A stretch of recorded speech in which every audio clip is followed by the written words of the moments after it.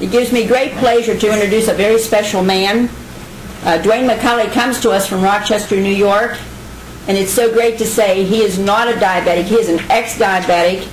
He had a blood sugar level of 1,337.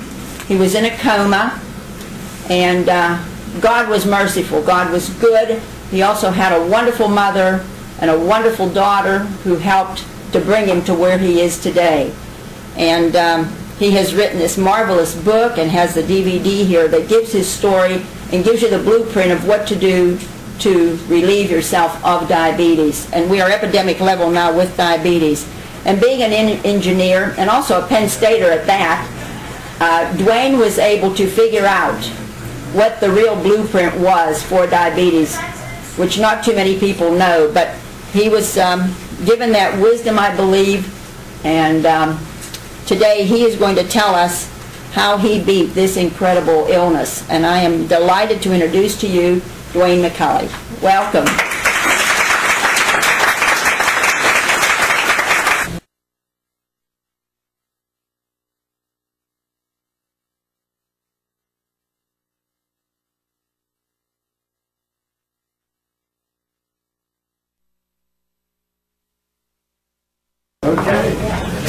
All right. Okay. All right. We spent most of the morning focused on the pathology of type 2 diabetes to understand what actually causes the disease and why people remain in a diabetic state. This afternoon, we're going to focus on the solution. How to actually beat this disease. How to turn your body into a fat-burning machine. The first thing, though, we're going to review my favorite foods.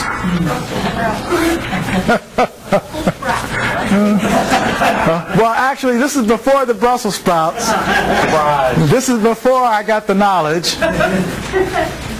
And I lovingly refer to these as the 5 dead foods. Number 1, and none of the foods on this list should surprise anybody. Okay, number 1 is flour. Flour. Flour. Flour. Flour exists in over 72% of the food in the grocery store. So it is somewhat of a challenge to avoid the flour. And why do you want to avoid the flour? 2 reasons. Number 1, it contains gluten.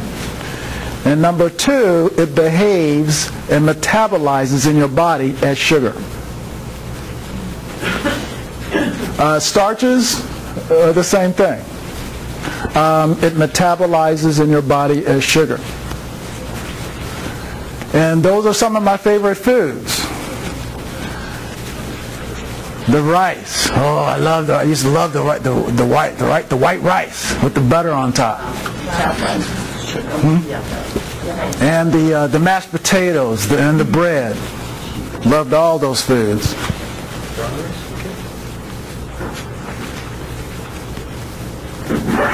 And yeah, that also includes the spaghetti, the pasta, all those good foods. Number 2, of course, is sugar. But more importantly, it's high fructose corn syrup. High fructose corn syrup is 50 times more powerful than sugar. You want to become diabetic? Just keep putting high fructose corn syrup into your body.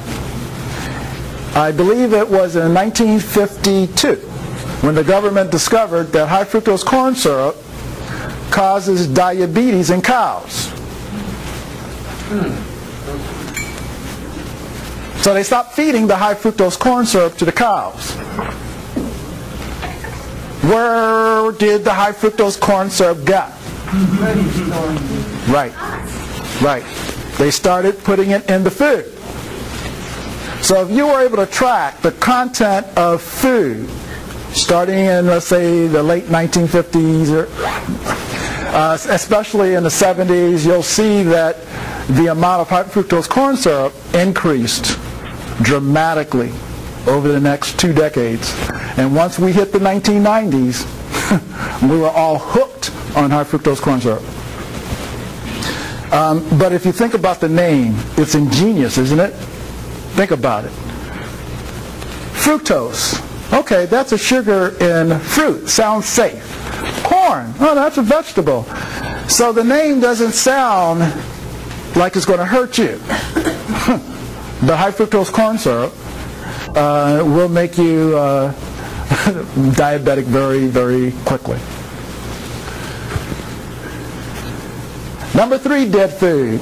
And I'm sure everyone is familiar with our buddy, trans fats. It's all over CNN. It's all over television. Everyone knows avoid the trans fats. Food manufacturers are a little disappointed that you have now figured out that trans fats are bad for you.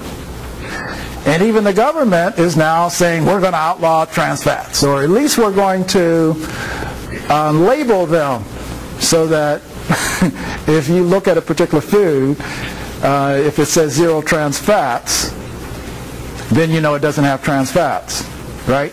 No. Exactly. Oh, this is a smart audience. I thought I'd see if I could trick you. Exactly. Just because it says no trans fats doesn't mean that it doesn't have it. Because the food manufacturers and the FDA agreed that if the amount of trans fat was less than 0.5 grams per serving, they could market it as no trans fats. So when you see them cookies and they say no trans fat, and you eat 10 cookies, yeah, you probably have consumed maybe 5 to 10 grams of hydrogenated oil, and you don't even know it. Number 4, saturated fats. And this is not all saturated fats, because some saturated fats are actually good for you. But a lot of the conventional saturated fats, and it's not that beef is bad for you, or chicken, or so forth. It's just that the way the animals are raised today. If you go back in the 1950s, 1960s, a lot of people, when they ate animal meat, that animal meat came directly from a local farmer. That animal did not have growth hormones and steroids and antibiotics in their body. Unfortunately, today, you're now consuming those same antibiotics, growth hormones, and steroids, unless you decide to buy organic meat.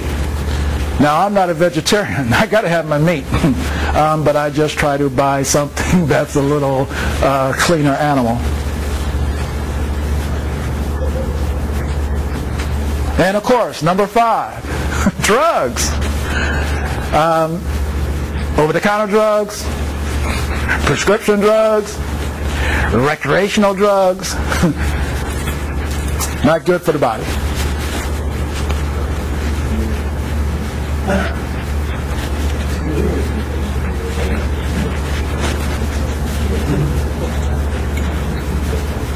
And the key point to recognize about these particular 5 dead foods is that these foods wear out the insulin receptors, and that's how we develop diabetes. Those insulin receptors, remember this morning I said the insulin receptors are like garage doors that open and close. Well, if you're eating a lot of refined starches and refined carbohydrates, that garage door is working like crazy 24/7, and you wear it out. And if you're consuming trans fats, the trans fats make the garage door sticky. It makes your cells sticky. So the garage doors can't open and close smoothly.